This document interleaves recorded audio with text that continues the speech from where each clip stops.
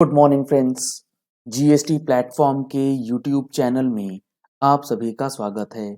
जी हाँ friends, GST के अंदर काफ़ी लोगों की क्वेरीज ये आ रही हैं कि हम लोगों का पेमेंट क्रेडिट लेजर से होने के बावजूद भी इंटरेस्ट का जो अमाउंट है वो कैलकुलेट कर लिया जा रहा है, ये मानते हुए कि हमारा जो पेमेंट है वो कैश में है। तो क्यों हो रहा है ऐसा और क्या है rule for the calculation of interest ऐसे सिचुएशंस में? जुड़े रहिएगा इस वीडियो के एंड तक ताकि आपको भी newly inserted rule 88 capital B के अंदर जो बातें लिखी हैं वो अच्छे से समझ में आ जाएं। यहां आप देख पा रहे हैं रूल 88 कैपिटल बी के अंदर manner of calculating the amount of interest on delayed payment of tax की बात करी गई है। यानी कि अगर आप पेमेंट ऑफ टैक्सेस में यानी कि पेमेंट ऑफ जीएसटी में डिले करते हैं तो उसका इंटरेस्ट कैलकुलेशन कैसे किया जाएगा।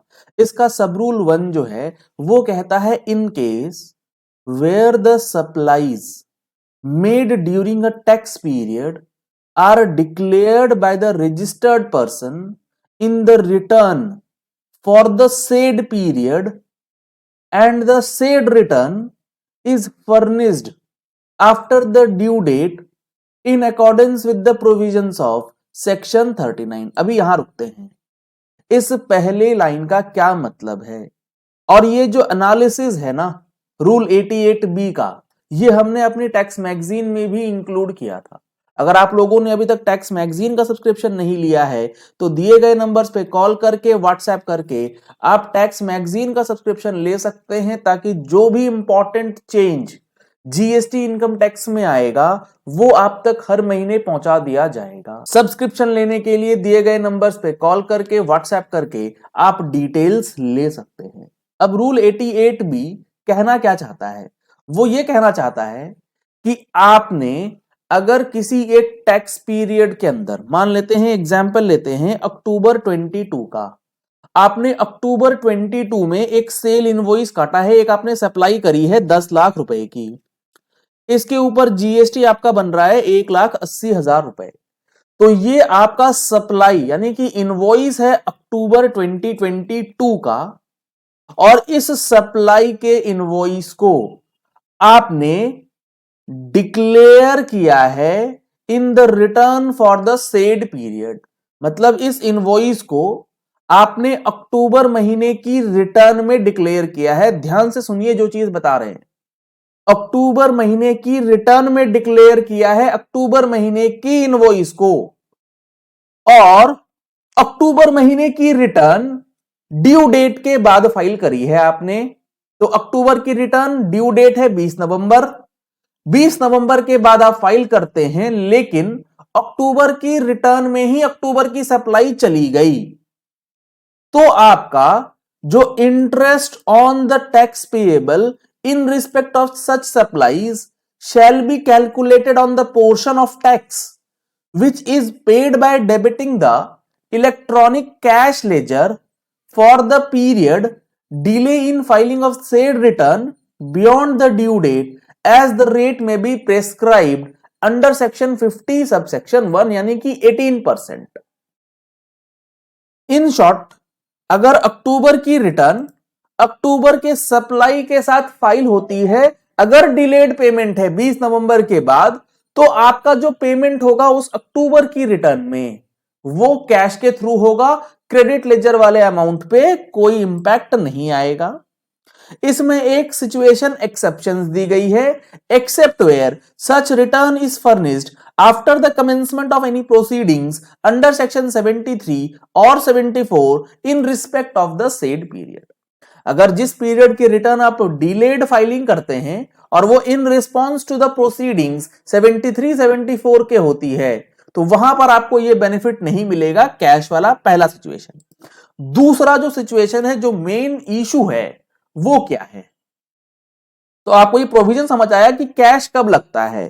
कैश का बेनिफिट तब मिलता है जब अक्टूबर की रिटर्न आपने ड्यू डेट के बाद फाइल करी है, लेकिन supplies of October are declared in the return of October only. But यहां पर सिचुएशन क्या है?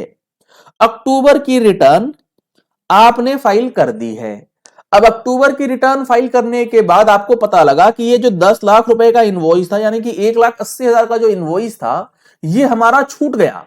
ये हमसे जीएसटी रिटर्न में गया ही नहीं, ये टैक्स जमा ही नहीं हुआ। भले ही अक्टूबर की रिटर्न लेट फाइल हुई, टाइम पे फाइल हुई, उससे मतलब नहीं, ये इनवॉइस ही नहीं गया। अब क्या? अब जब हम लोग नवंबर 22 की जीएसटीआर 3B की रिटर्न फाइल कर रहे हैं, उसमें एक ऑप्शन आता है टैक्स लाइबिलिटी ब्रेकअप डालने का, कि अगर आपके प्रायर किसी पीरियड का कोई सप्लाई मिस हो गया है जो आप डिक्लेयर करना चाहते हैं करंट टैक्स पीरियड में, तो जब आप नवंबर की जीएसटीआर 3B की फाइलिंग करेंगे, वहां पर आपको टैक्स लाइबिलिटी ब्रेकअप ऑप्शन आता है और उस ऑप्शन में आप अक्टूबर 2022 का रिटर्न में डिक्लेयर करते हैं कि अक्टूबर 2022 का सप्लाई है मेरा 1,80,000 रुपए का, रिटर्न है नवंबर की, लेकिन उसमें जो आउटपुट टैक्स बन रहा है नवंबर की रिटर्न में अक्टूबर की लाइबिलिटी इंक्लूडेड है, उसका ब्रेकअप जो आप डालते हैं, वहां पर आपको यह ध्यान रखना होगा कि sub rule 1 of rule 88 B picture में आएगा और वो ये कहेगा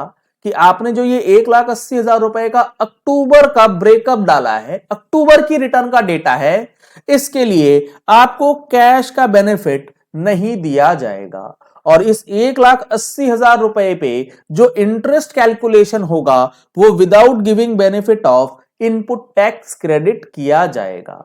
यानी कि यहां पर यह नहीं माना जाएगा कि ये 1,80,000 रुपए का जो अमाउंट है वो कैश लेजर से जमा हुआ या क्रेडिट लेजर से जमा हुआ, इंटरेस्ट इस पे पूरे अमाउंट पे लगाया जाएगा। एंटायर लाइबिलिटी ऑफ 1,80,000 जो है वो काउंट किया जाएगा for the purpose of calculating interest liability. तो इस चीज को समझना आपको जरूरी है कि अगर किसी एक महीने की रिटर्न आपकी डिलेड जाती है लेकिन उसमें किसी प्रायर पीरियड का टर्नओवर इंक्लूडेड है, तो उस प्रायर पीरियड के टर्नओवर पे जो इंटरेस्ट होगा वो कैश के लिए लायबल नहीं होगा, वो टोटल अमाउंट जो है इंटरेस्ट के लिए काउंट कर लिया जाएगा। इसीलिए रिटर्न अगर लेट से जाती भी है, लेकिन यह इंश्योर कर लीजिए कि पूरा का पूरा जो टर्नओवर है वो उसी महीने की रिटर्न में जाए जिस महीने की वो सप्लाई बनी है, तभी आपको ये कैश वाला बेनिफिट जो है मिल पाएगा। चलिए इस वीडियो को यही एंड करते हैं। आशा करते हैं आपको ये इंपॉर्टेंट पॉइंट कि इंटरेस्ट कैलकुलेशन जो है वो कैश में ना होकर के टोटल लाइबिलिटी पे क्यों कैलकुलेट कर ले रहा है जीएसटी पोर्टल, ये अच्छे से समझ में आ गया होगा। अगर आपने अभी तक 21-22 का एनुअल रिटर्न नहीं फाइल कर पाए हैं या नहीं समझ आ रहा, तो आप उसके लिए हमारा सेशन परचेज कर सकते हैं। सेशन परचेज करने के लिए लिंक आपको वीडियो के डिस्क्रिप्शन बॉक्स में दिया गया है या फिर सेम नंबर पे कॉल करके व्हाट्सएप करके आप डिटेल्स भी ले सकते हैं। Thank you and have a nice day.